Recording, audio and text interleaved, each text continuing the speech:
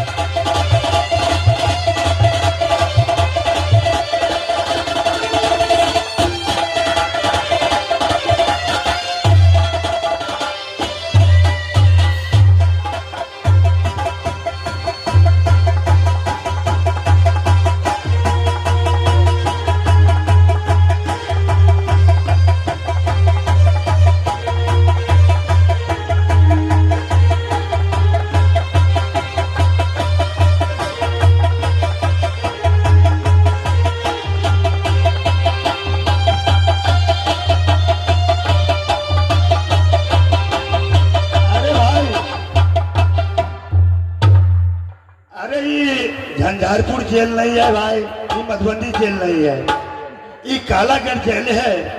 कालागढ़ जेल से कोई बचकर नहीं जाता है। कुछ खाना है तो बोलो, मैं खाना खिला देता हूँ, क्योंकि अब तुम बचोगे नहीं। कालागढ़ जेल जा रहे हो, इससे कोई वापस नहीं जा सकता है। इसमें BIC पाउडर 4 दिन पे मारने पड़ता है। कितना इसमें सड़ गया, कितना गल गया। कुछ खाना है तो बोलो, मैं मंगा देता हूँ, खा लेकर कि जेल में जाना ही पड़ेगा।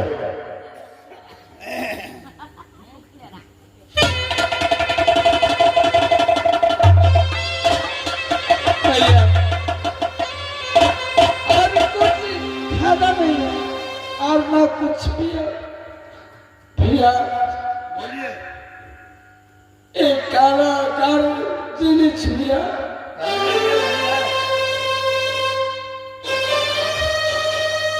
भैया, भैया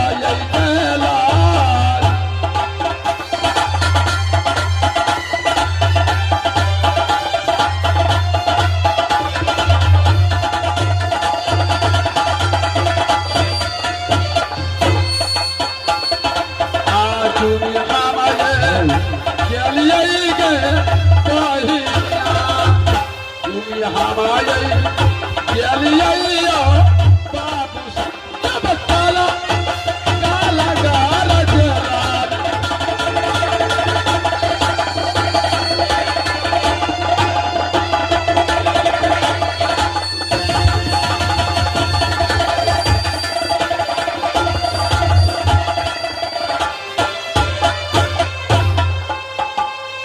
परमात्मा यह जादवपुर के पेड़ा चपटिया कालागढ़ जेल पहुंच गया। सबसे पहले कालागढ़ जेल में क्या ऐसी हल्ला करल के घरवारी हाथ जरूर अरे कोई छे घरवारी